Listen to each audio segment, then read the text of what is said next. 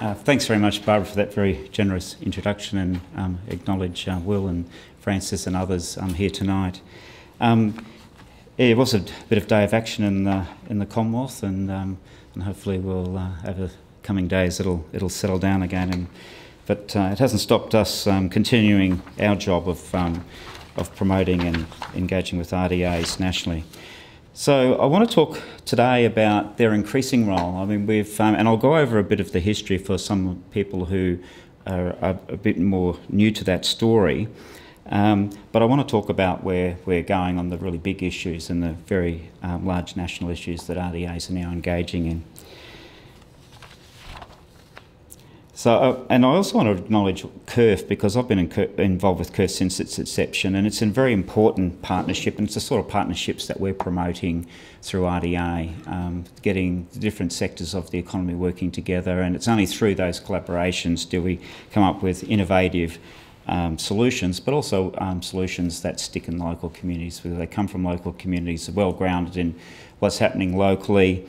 There'll always be a diversity of views, and we have to work through that. But there's a good joining up of local ideas with national agendas, and I'll talk a little bit about how those are working together.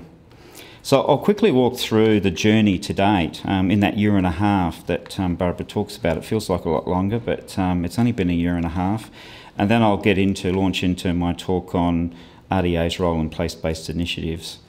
So many of you would be aware of the circumstances leading to the creation of my department, and some of those are probably up for some debate today.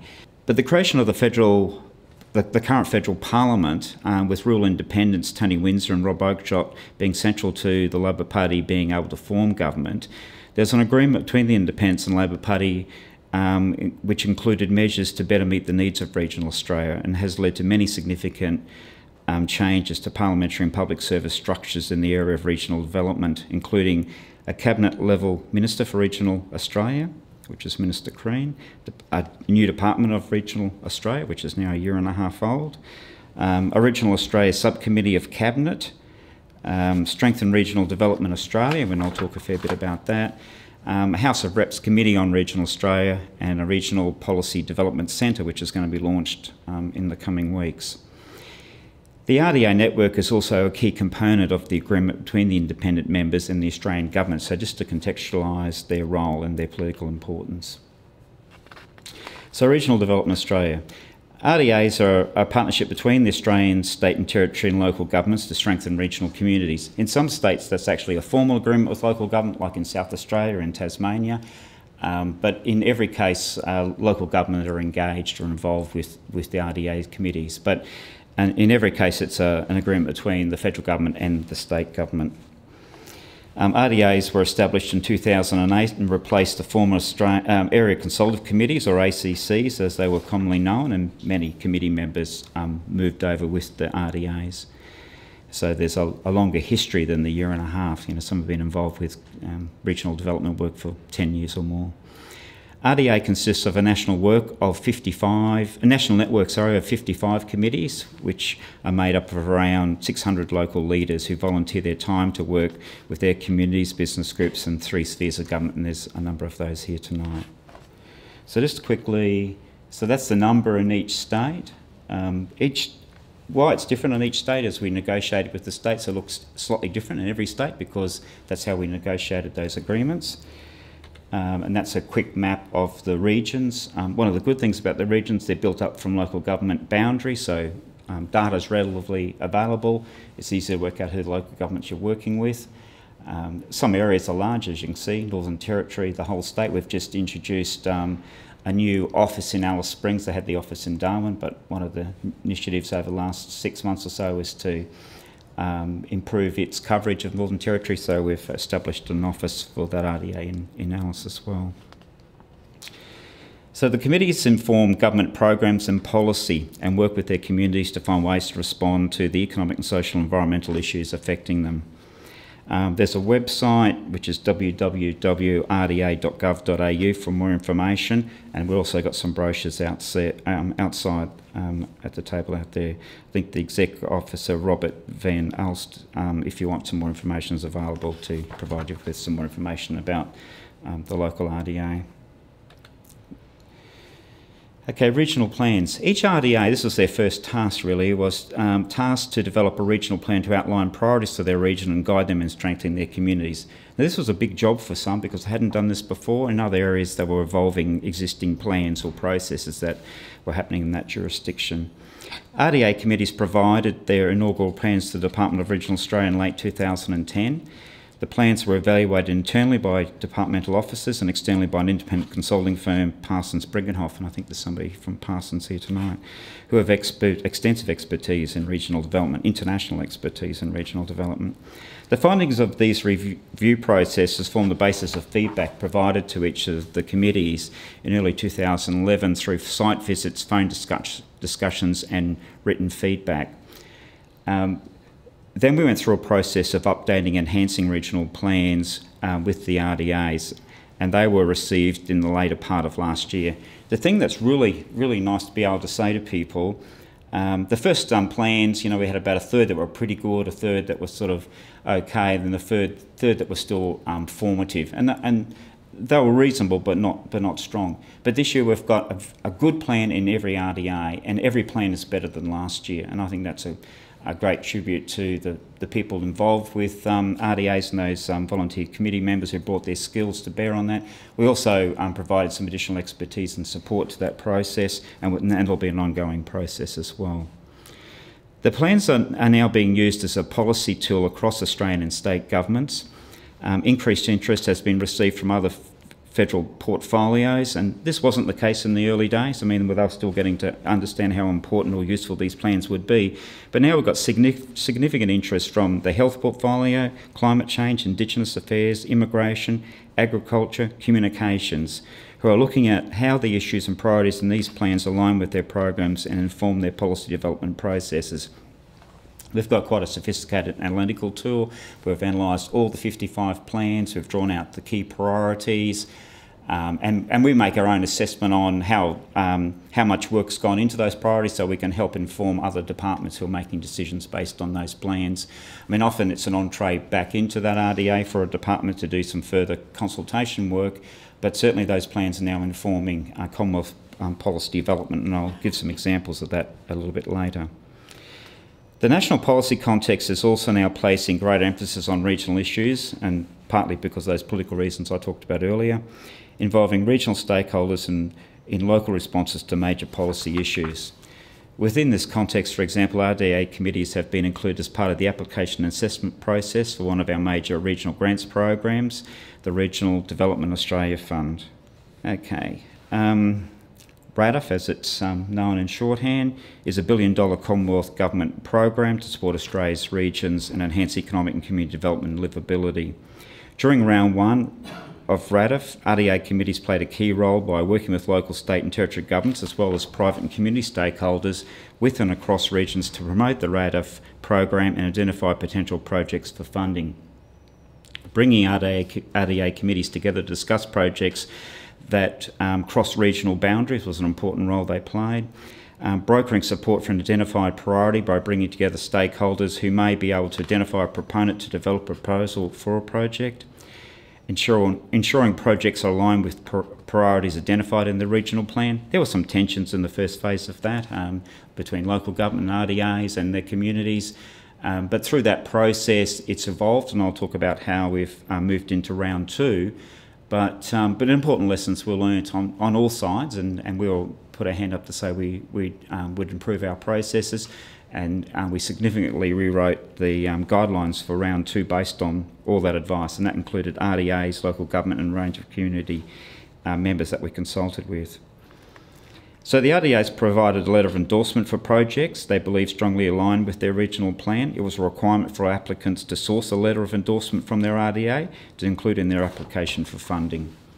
About $150 million was approved in round one. That was about $50 million more than we were anticipating, so we provided additional $50 million to cover those projects.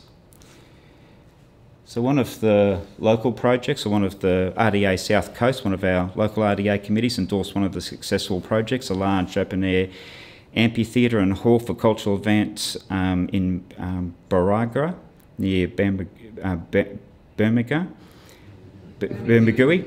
sorry. The proponent Four Winds Concerts received $1.67 million from RADF for a $2.88 million project, which is currently under construction. You can see there in the slides.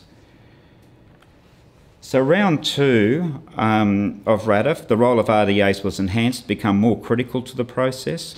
The RDA committees were required to accept, review and score expressions of interest for potential projects and select 3 viable priority projects that would progress to the full application stage. Now, there's a couple of reasons for that. There's a lot of work that goes into writing applications, and we had more than 500 applications come through, and we obviously couldn't fund all of that. So it was to reduce the workload on proponents. It was also for communities to work together and work out what their real priorities were, and the RDAs to play a lead role in that process. So we had a registration of interest process where we did cull the number of proposals that would come forward, and then they were invited to, a smaller group of those, 3 per RDA region, were then invited to come through to a full assessment process, and that's in train now. So we've got $200 million available under round 2. And as I say, that assessment is currently underway, and Minister Crean is expected to announce successful round 2 projects in mid to late May.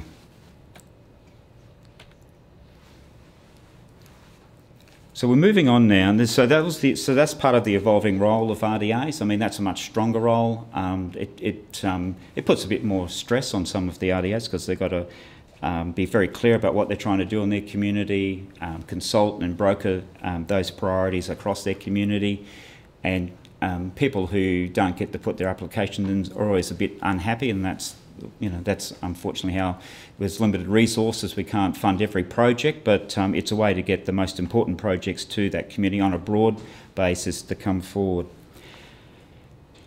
So now I'm going to talk a little bit about the regional place-based strategies.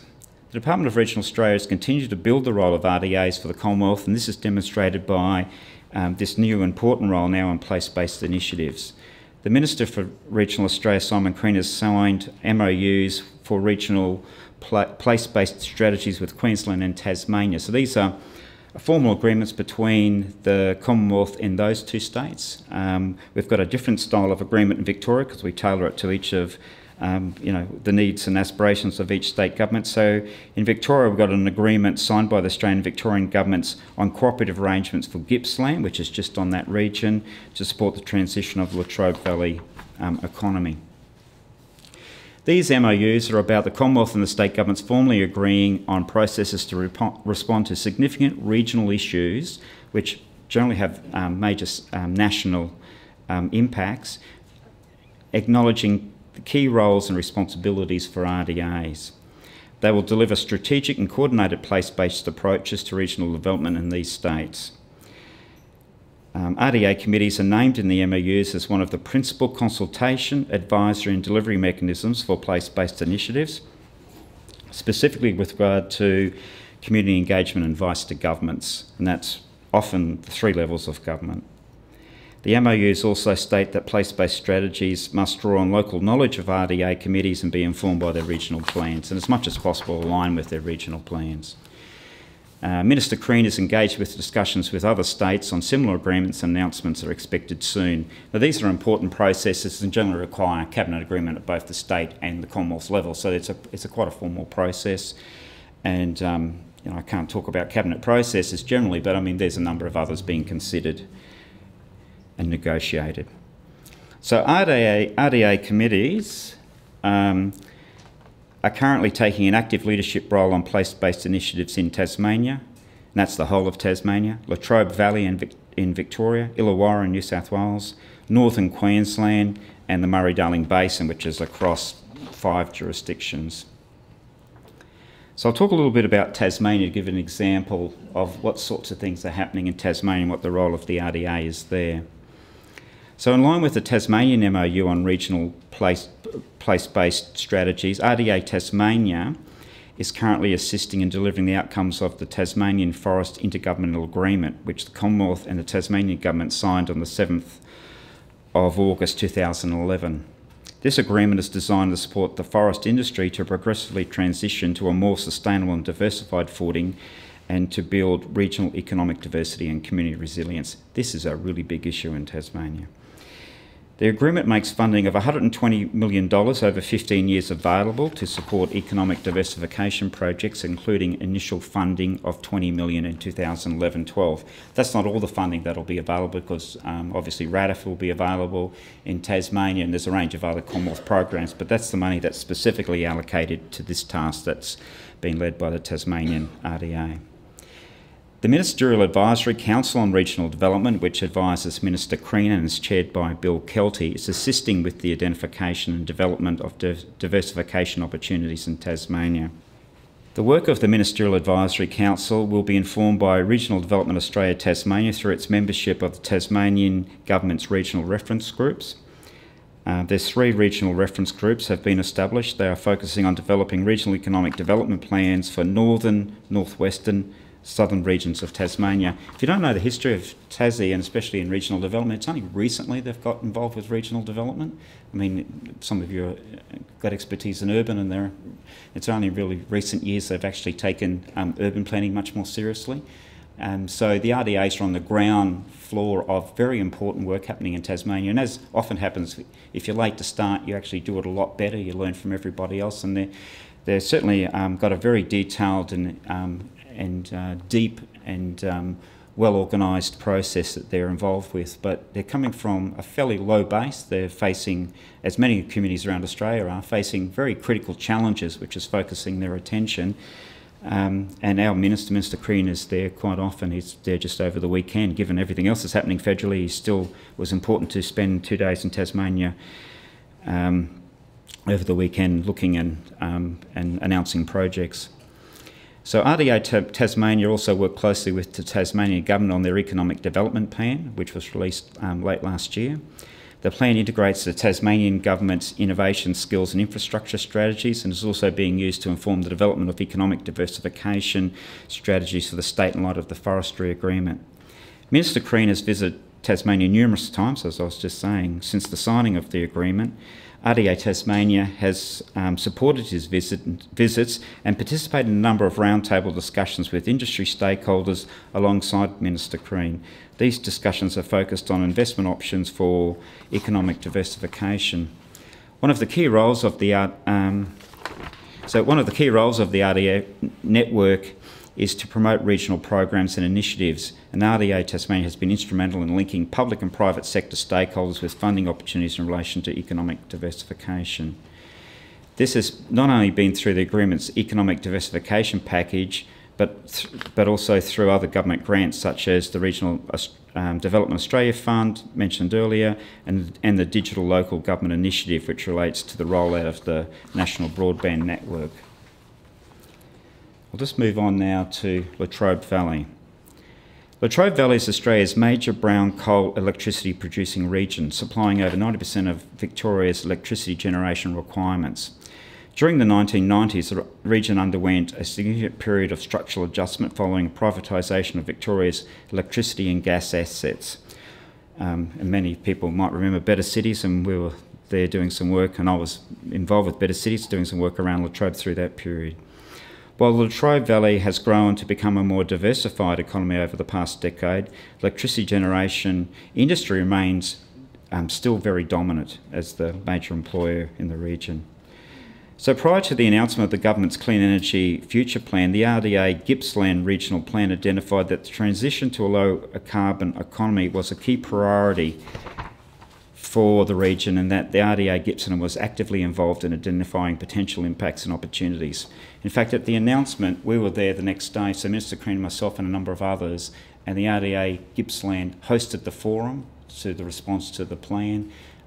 What was really important about their role is they were organised, this didn't take them by surprise, they had engaged their local community, they had a plan, and they had prioritised the sort of activities they wanted to see happening, and that gave a lot of comfort to the local community. While some industries were a bit nervous about what their future might hold, the general tone of the region was that they were organised, they knew what they wanted, and they knew how to engage with government about how they wanted the governments to respond.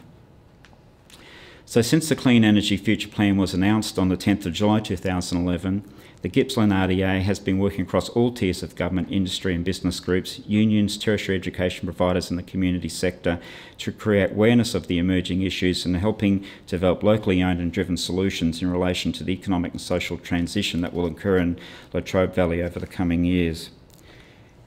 They're the absolute go-to organisation in that region, and whatever level of government and whatever even opposition parties will go and they'll talk to the RDA and find out what the issue is, how's it being managed. We've had quite a few Commonwealth ministers there, but obviously we've got a good relationship with the Victorian government despite being a coalition government. There's a very strong partnership there about how we all move forward together. So as part of the commitment to working with the Latrobe Valley on these issues, on the 13th of December 2011, the Australian and Victorian governments came together to sign an agreement titled Cooperative Arrangements for the Gippsland Region to Support the Transition of Latrobe Valley Economy. This agreement establishes a set of agreed governance arrangements between governments and regional stakeholders to support the Latrobe Valley community in developing and implementing a regionally coordinated response to the impacts of carbon pricing and to consider the opportunities for further diversification and growth of the regional economy. It's an incredibly sophisticated plan. If you ever sort of want to look at, go to RDA, Gippsland, it could only almost happen in Victoria, but there's layers and layers of sort of governance. They understand it, we respect it. It's taken us a while to understand all the nuances, but it's engaged all the sectors of the community, and as part of our approach is that we want to respect local governance processes. Obviously, we want to sit at the table as well, but as much as possible we want where they've been working well, where they've got the community's respect, where the various stakeholders feel engaged, and that we're assured that all the stakeholders that should be engaged are engaged. We're happy to work with those local processes. I remember having to talk my minister through it, and it took hours to get him to understand. It took me days to understand it initially, but it's something that worked for them, and it involves the 6 local councils. Even though it really only impacts on 3, the other 3 councils feel they want to be involved and want to be party to those arrangements, so we're respectful of those. All the various state government agencies are involved, and I guess it's progressed so far that we've now got, Victoria have got a fairly sophisticated state governance structure of their own, where they have a secretary responsible for each region, and they meet with all the key decision makers and make all the key Victorian government resource allocation decisions go through those committees. So they're very powerful and important, and we've been able to marry up as much as possible all the Commonwealth agencies and try and have a relationship that sort of interfaces with them. And that's always difficult between levels of government, but we're slowly getting there about aligning where the Commonwealth might be funding something similar. Victorian government are already doing a lot of work around skills. They'd already done survey work. We wanted to respect that. We came in last budget, as you remember, the big skills package. In that community, they'd already done a lot of that work, so we tried to respect that and complement their work with some additional work. The same in industry policy and a range of other agricultural activity they'd been involved with. We wanted to respect what they'd been doing. We certainly wanted to verify the sort of research it was based on, and it was always based on pretty good research. You might not agree with the outcomes, you might not agree necessarily with what conclusions they drew, but you can understand why they got there, and we wanted to respect those sorts of processes. So it took us a while, despite the really major bits of work that had happened in that region, for us to sort of try to align ourselves so we didn't tremble over local processes and what good work had been built up over many years. So the Gippsland RDA Gippsland Chair and the Executive Officer are members of the Latrobe Valley Transition Committee. This is one of their committees that they want, and we've now joined it and we've sort of co-chair it now, which is the key local body guiding the work on identifying future impacts on the community and building on opportunities in the Latrobe Valley. The work for the Transition Committee will build on a large amount of activity already undertaken in the region, as I was saying, and other regional bodies, because there's a range of other regional bodies active in that region, including a university that's very active. and institutions to position the region to transition to a more diversified and low-carbon economy. RDA Gippsland provides strong regional leadership and coordination that enables consistent and practical advice to be provided to all tiers of government on what regional stakeholders believe will make a real difference to the strength of their region. And I guess one of the really important things, and I'll talk a little bit about Illawarra next, but they had very sensible, sober, well-founded strategies they wanted to move forward with. And often when there's a big impact on a community, and we can talk a little bit about that in Illawarra, where people are asking for nation-building infrastructure, the RDA in Illawarra was again much more organised and had sensible, modest proposals that engaged the local community. And I think that was certainly something we saw in Latrobe. They were very sensible, sound, well-founded projects that had good business cases already. So it was, for us, in terms of engaging local communities, it was certainly an education to the Commonwealth about how you do good regional development. It's not a surprise we've picked up a few Victorian government workers who were involved with that now working for us, because we valued that expertise. Now I want to talk a little bit about Illawarra. So in July 2011, BlueScope announced that it would be reducing its manufacturing operations in the Illawarra, New South Wales, and Mornington Peninsula in Victoria. Over 1,100 job losses are anticipated in the Illawarra region, 800 from BlueScope, and over 300 subcontractors and suppliers providing inputs to BlueScope. On the 22nd of August last year, the Australian Government announced $140 million of assistance measures to Illawarra in response to BlueScope's decision. The measures included a $30 million Illawarra Region Innovation and Investment Fund. Round 1 announcements are expected next month. An advance payment of $100 million to BlueScope under the Steel Transformation Plan, paid in January 2012, and it's also applicable to BlueScope's other 2 sites. A $10 million job support package, and the establishment of Illawarra Stakeholder Task Force, chaired by the Secretary of the Department of Industry, Dr. Don Russell. The task force was set up with a view that a transition would ultimately be required from an immediate response to a sustainable long-term engagement role. RDA Illawarra and my department are both members of that task force. So the RDA Illawarra has met with a range of senior Australian and state government ministers, including the Prime Minister, to provide advice on potential responses. I was part of some of those roundtables with business and the Prime Minister. The department is working closely with RDA Illawarra to align the work of the RDA with the task force, so we make sure we're going in the same direction, sort of a bit like I was talking about in Victoria. Commonwealth says, oh, I've done it before over here, we know how to do it. Oops, we've got to realign what we do in a different site. So that's some of the work we're doing now in Illawarra, as we've been doing in Latrobe. So some of the work that we've been doing with the RDAs include the development of a new strengthened RDA regional plan reflecting the new priorities, which is the job losses and the closure of the blast furnace. And then community and business endorsed priority projects. So out of that plan, out of that big plan, it's not a bad plan. They had a pretty good plan, so we've strengthened it to be very focused on this big impact and strengthen some of its economic development aspects of that plan. Help them with some community consultation, particularly with the business community, to endorse some priority projects that particularly would see that local business and private sector, not only government, would also invest in some of these projects and ideas. Then we've developed some of those projects in some quite sophisticated business cases now. And of the 5 or 6 we prioritise, one's already been funded in round 1 of RADF. 2 more have moved to the second round of RADF, but there's a couple of others that the state government are interested in, and there's some that the private sector are interested in. So, so that work has been well received and progressing well, and rebuilding the confidence in that community, because we have those big closures.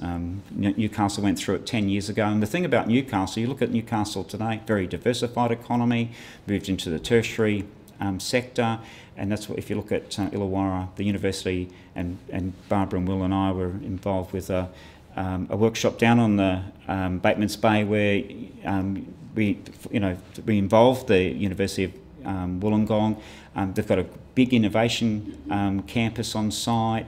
very entrepreneurial university. But if you look at the employment growth, mostly all in the university sector employment or in the services sector, not in manufacturing. And so trying to move that economy. And if you look at Geelong, who went through the same thing, you know, in the Pyramid Building Society collapsed in 91, moved strongly into tertiary sector, involving a university, Deakin University, which is also providing a lot of innovation, training people, but being involved with new ideas and new ways of doing things. And again, all the value add in that economy is coming through that tertiary sector. It's not to devalue manufacturing, but it's to be complementary, and it's the need to diversify those economies and learn from the past. Learn from Geelong, Newcastle now as we move into Illawarra. So now I want to just quickly move to northern Queensland. RDAs are also about to turn their attention to place-based initiatives in northern Queensland. On the 15th of December 2011, so just before Christmas, Minister Crean signed an MOU for place-based strategies with the Queensland Minister. The strategies developed under the MOU will be based on a partnership between the three levels of government, community leaders such as the RDAs, to help the region face up to the challenge of an economy in transition. So Cairns was hit by a high dollar, heavily reliant on really only a couple of industries, but a lot on tourism, which has been significantly impacted. The tourism industry in Cairns is not really viable with a dollar north of about 70, 75 cents. So you know where it is now and how long it's going to be there. They've got to look at diversifying their economy. The local RDA had already been involved with some strategies with local government. This is really, again, recognising some local work that was happening, and the Queensland government's been doing a lot of work around regionalisation, released their own regionalisation strategy last year where the RDAs led that work for Queensland.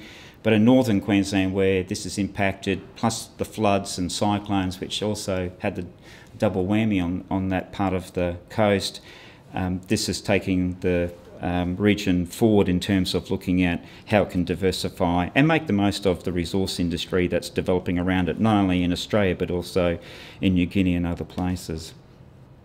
So the strategies under development, the strategies developed under the MOU will be based on a partnership between all those stakeholders I was mentioning. The strategies will look at infrastructure, livability, economic resilience in high growth regional economies, because we've got Mackay and Rockhampton going through significant high growth with lots of minerals and coal development happening in their hinterland. We've got the mineral province up around Mount Isa, which has got some of the very sort of precious metals that are not, other than I think China, not very available anywhere else in the world. So looking at how you exploit those minerals in a sensible long-term way. But the big issue is skilled and flexible workforces. And despite some local high unemployment in Cairns, the region is suffering from generally skill shortages, and RDAs are playing a key role in helping organise industry. I mean, you go to the 12 biggest industries in Queensland, you think, well, they'll have a skills plan, they'll know what their medium and long-term needs for skills are. No plans. Not even the biggest ones had plans. So there's a lot of work to be done. So we're working with Skills Queensland about developing, you know, an outlook on the skills requirements, how you train the people, instead of just turning out graduates from the TAFE system. What does industry need and how do you supply it just in time? And also then looking at the opportunities around Indigenous employment. And there's been some good programs in the Northern Territory, and some of the mining companies have been doing some good work in Northern Western Australia, and how do we sort of bring those learnings into Queensland to engage Indigenous people in employment opportunities, as well as respecting their culture. So the four relevant RDA committees that are working together on this are RDA Far North Queensland, which has been leading this work for a little while, RDA Townsville and North West, RDA Mackay and Whitsunday, and then Fitzroy and Central West. They're just at the start of their journey in terms of this bigger announcement, because it was only just announced before Christmas, but they're being supported by the James Cook University Vice-Chancellor and President, Professor Sandra Harding, so again a good nexus with the university sector. And Sandra's also a member of the Minister's Advisory Committee on Regional Australia, and has been involved with a range of regional economic activity in her own right from the university, working with the Queensland Government, so we're leveraging off some of that existing work.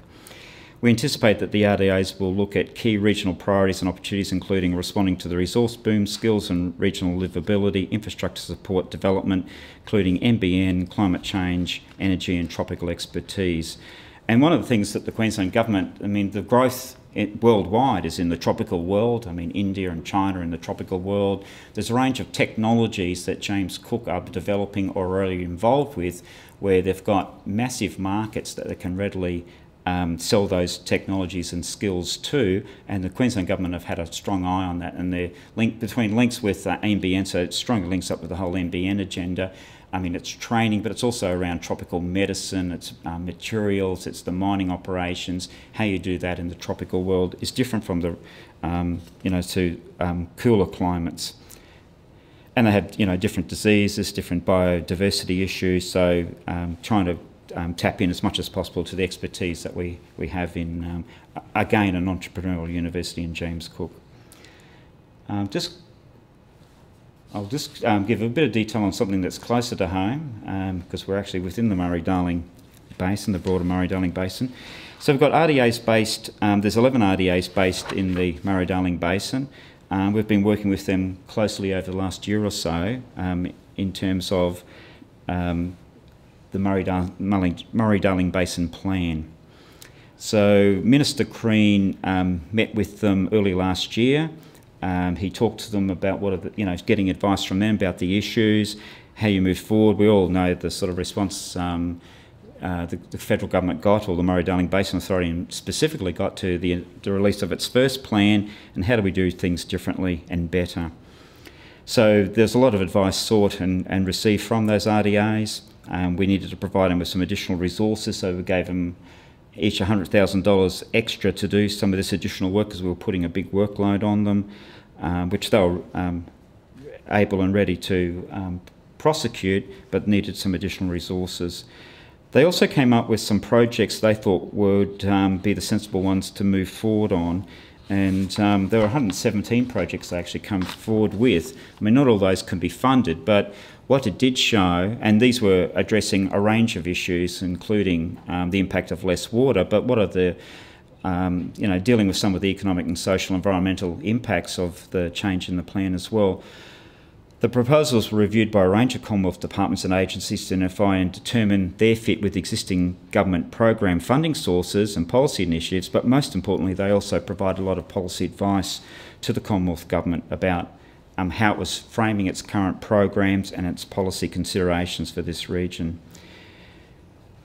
So the wide range of ideas contained in the proposals from the RDAs broadly fell into these sorts of categories: water infrastructure savings, flood mitigation, strengthening agribusiness, education, training and employment, transport, health and broadband technology. Because as people may or may not know, but broadband technology is increasingly used in the, to monitor irrigation, the level of water, so trying to get just-in-time use of the water, so better use. So if the ground is wet enough, it can be monitored and it can inform the irrigation system, so it only provides just the right amount of water at the right time. So the information provided through the proposals has been valuable in informing the Commonwealth on how it might tailor responses to support the Murray-Darling Basin communities to respond to the local impacts from the proposed Murray-Darling Basin Plan. The Murray-Darling Basin Authority is currently halfway through a 20-week public consultation period on the draft plan, and Minister Crean recently met with Murray-Darling Basin RDAs in South Australia to continue progressing their proposed solutions aimed at diversifying local skills and economies. And of course, at that end of the river, the issues are a bit different, and they're a bit more focused on the quality of water because they're getting it at the end of the river system. So in December last year, Minister Crean visited the site of a project funded under the RADIF funding that we were talking about earlier in Bendigo, Victoria, which he called a prime example of the economic diversification that would help communities affected by the Murray-Darling Basin Plan. So it's the Sandhurst Community Theatre Complex, which was endorsed by the Loden Mallee RDA and received $12.3 million from the Commonwealth. The project also received funding from a multiple of other sources, which highlights the aim of driving local solutions in partnership with the three levels of government, because they got funding from each of the levels of government and from other like a secondary college and other sort of community organisations in that region. So it comes now to, I think we're just going a bit long, so I'll just talk a bit about here, because this is, you're here, yep, 15 minutes? Okay. So a range of RDAs are working up strategies, and I want to talk a little bit about our local RDAs, because this work came out of some work that was supported by CURF in its workshops it held down at Batemans Bay last year, and some close collaboration across the region, across local governments and RDAs.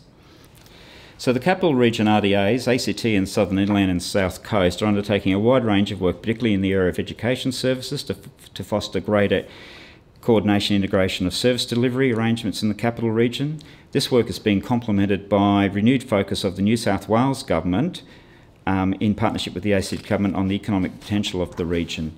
So on the 27th of September last year, ACT and New South Wales Government signed an MOU to strengthen collaboration between the two jurisdictions to optimise regional outcomes to the people of ACT and the surrounding southeast New South Wales region. The two governments are focused on the issues of sustained population, economic interdependence and service delivery.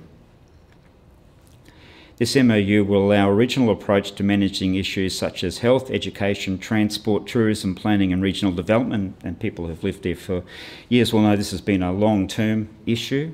It's very challenging. CURF is undertaking work which will complement the MOU between the ACT and New South Wales Government. A key piece of the work is the proposal to develop a regional spatial plan. The spatial plan will focus on bringing together key regional stakeholders to develop an integrated regional development plan. The spatial plan has already attracted support from 20 local councils in New South Wales and has the support of local RDAs. The Australian Government is currently examining this proposal to provide funding for the plan and is keen to ensure the spatial plan has the support of those relevant stakeholders and can act as a model for achieving cross-border cooperation on complex economic development and service delivery arrangements. Because obviously we've got these issues elsewhere, whether it's the interface between the southeast Queensland Growth Corridor and New South Wales, and part of a proposal in a similar state of development is that we've got 7 RDAs in southeast Queensland working with 1 RDA and possibly 2 in northern New South Wales about similar sorts of issues. And if you've been around long enough, and I see some people in the room have, we've sort of been having a go at this every sort of 15 to 20 years. But I mean, what's good about these grassroots approaches is that they sustain changes of government. I mean, one of the things that we've seen happen in the last year and a half, we've seen a range of changes of government in Victoria and New South Wales. The programs were well embedded in both those states. Local communities were very supportive. So it helps ensure that incoming governments also need to be respectful because they see there's broad community support. And also takes a little time to realign priorities. So in New South Wales, we are still in the process of aligning our priorities with New South Wales, and as it did with Victoria. But once we got alignment, once we saw that both governments were serious about regional development, respectful of that, you know, we have slightly different priorities, but how can we work together? And I have to say the relationship with Victoria has been very, very strong. It's been a model for New South Wales to look at, a model also for Western Australia to have a look at, because we've got separate, different challenging issues in the West. They've got a very big fund, $1 billion a year, available for their regional development commissions, which are still separate from our regional development Australia committees, and we're working together about how we bring those together. Some are working well together, some not so yet. But in New South Wales, we're getting that alignment, and this is a good process. I think these sorts of projects demonstrate the value of governments working together, and will require the three, like the Commonwealth, the ACT and New South Wales governments working closely together. Informal discussions at the political and officials level is very positive. We just haven't quite knitted it all together yet, but the Commonwealth's very interested in this project, very interested for this region to work better, but also very interested for it to be a model for other places where we've got similar challenges. Recently we've introduced an advisory structure for Northern Territory in Western Australia. That's because there's a lot of activity happening across the north. We've also got a ministerial advisory committee across Northern Australia, which involves Western Australia, Northern Territory and Queensland governments with the Commonwealth, and again showing where we get alignment on our priorities, we can get some very good action. And so some very good projects have been announced late last year from those jurisdictions, trying to, there's not the economies of scale for abattoirs across the north for individual states, but there is if you actually pool the resources, transport corridors, logistics and those sorts of things. So they're the sorts of things you can achieve. It's taking a while, but we're hoping here in the southeast that we can demonstrate some of those learnings. So in conclusion, we're working with RDAs in every part of Australia to aid them with the support they need to deal with the challenges they're facing with the patchwork economy. The department has established task forces in many of the areas mentioned. So we have a Tasmanian task force, a Murray-Darling task force, an Illawarra task force, or Latrobe task force, and that's so we can mirror some of the organisational structures that are happening at the community level, and we have a clear interface and clear personnel who are the primary contact for those regions. The department is working closely with the National RDA Network, providing opportunities to build RDA capability and engagement on significant regional issues of national significance. Tackling these challenges takes collaboration and partnerships. We need to assist our regions to think innovatively and diversify their economic base if we are to respond, this is we, the collective we of Australia, to the significant challenges like climate change, creating a cleaner, more sustainable environment, and also dealing with the resources boom and trying to share some of the fruits of that resources boom, but also deal with some of those resources boom. And some of that's coming up in the fly-in, fly-out inquiry that's happening now, and some of the tensions in that debate, which RDAs are at the forefront of as well. So I'd like to open the floor up now for some questions. Okay. Thank you.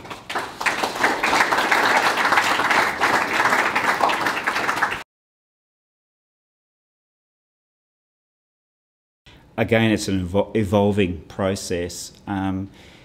We've just been through, and we're about to go through a recruitment process in this region, but what we did, so we appointed in 2010 a range of people to committees, so people understand how some of these appointments happen. Say in New South Wales, the appointments are taken to Cabinet, so the new New South Wales government take that seriously. They say these appointments are important to us, we want to take them to Cabinet. For the Commonwealth, if we're in where it's jointly funded, say like it is in New South Wales, we do an expression of interest process. We talk to current committee members, and particularly the chair, about what the needs are on their committee, what the skill gaps might be. The history for many of them moving from ACCs, they had particular skills, but they didn't necessarily have, say, skills in engaging business or strong economic development skills, or in areas where there was serious social issues, they might not have had the people with the social policy skills or understandings about how, say in Latrobe, you know, how some of the sort of changing in policies affecting sort of unemployment and disenfranchised youth. So there's a process that goes through it. We're not saying it's perfect, but we evolve that process.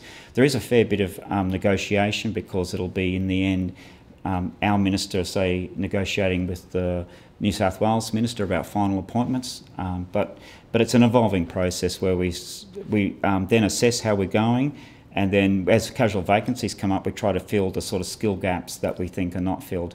We're doing assessments like we're looking at gender balance, and it's more male over nationally, not in every committee. Do we have enough local government representation? Sometimes we have too much, but in the main we have 2 local government reps on every committee. So there's a number of things that we do look at. Sometimes specifically, like in Brisbane, they wanted Indigenous people or people with disabilities. They advertised specifically for that, to try and get those sorts of skills onto the committee, because that's what they were involved with, some Indigenous employment initiatives, and they were involved with some disability service delivery, and they didn't have the skill sets they required. So also some of the committees will have groups, advisory groups, where they don't necessarily have all the skills, especially if they're technical skills. They'll invite particular sectors or experts to come and advise them, or work as subcommittees. So there's no one solution, and so that's the process.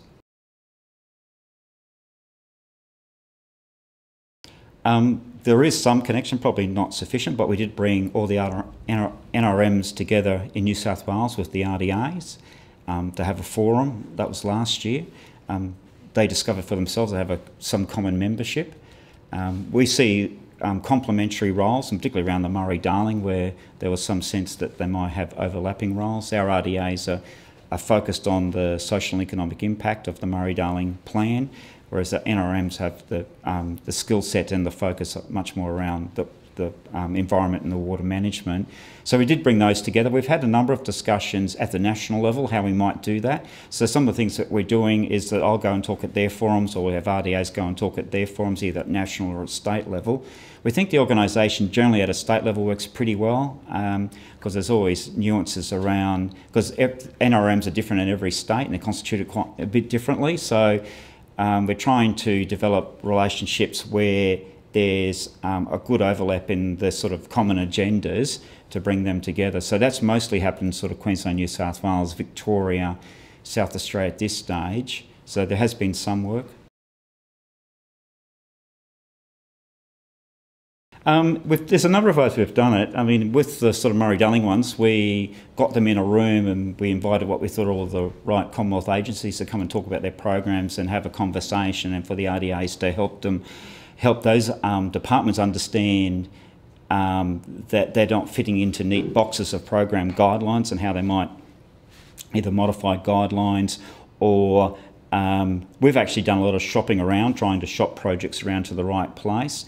But at a more strategic level, we sort of had, well, I'll use both Queensland and Victoria, have worked out what their priorities are without sort of being too focused on the program funding.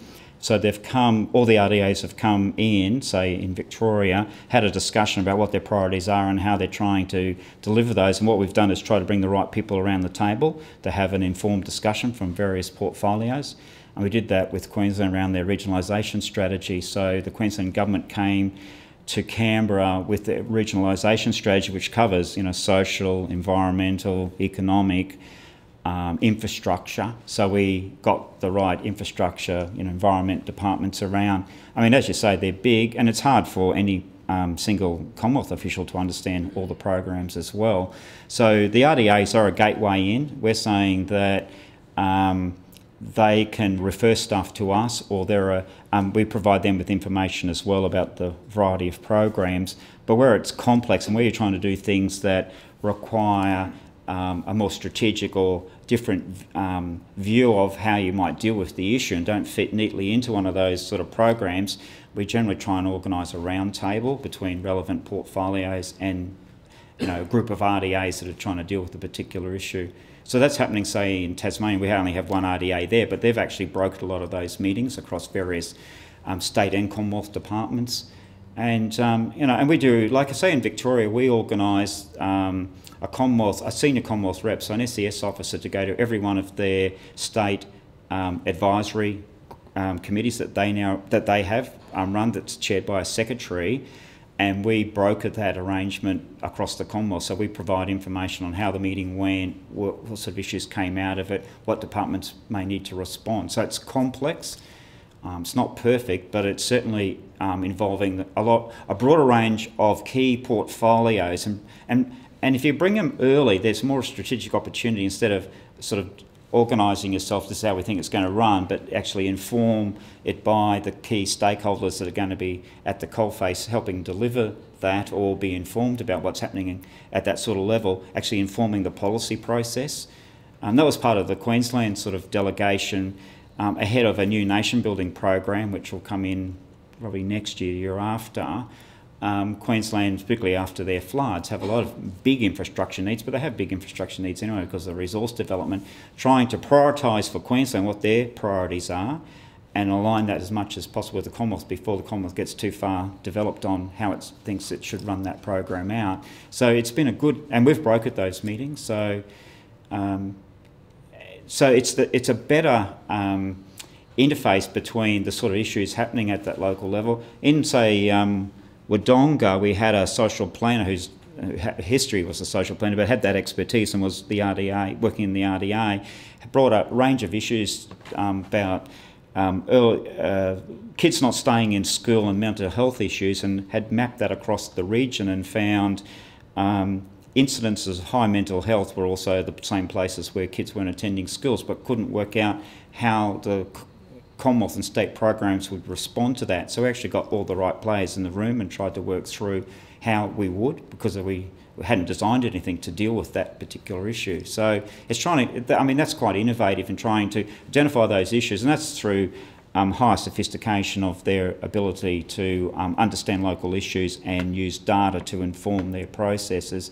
So our next phase of the regional plans is to provide a lot deeper data and some analytical tools, and that's the stuff we're involved with now, just trying to develop these sorts of things. We're hoping that would get onto my region, last year, but it hasn't, because it's more complicated than you think. But trying to get 200 data sets to talk to one another and make some sense of all that, because the data's all different quality, so you don't draw wrong conclusions from the data. But that helps inform that process. But it's at the local level where they make sense, where they go, that data doesn't make sense, but this is what we know is happening, and then helping tell the story, and that informs then the Commonwealth policy development process about how you might respond.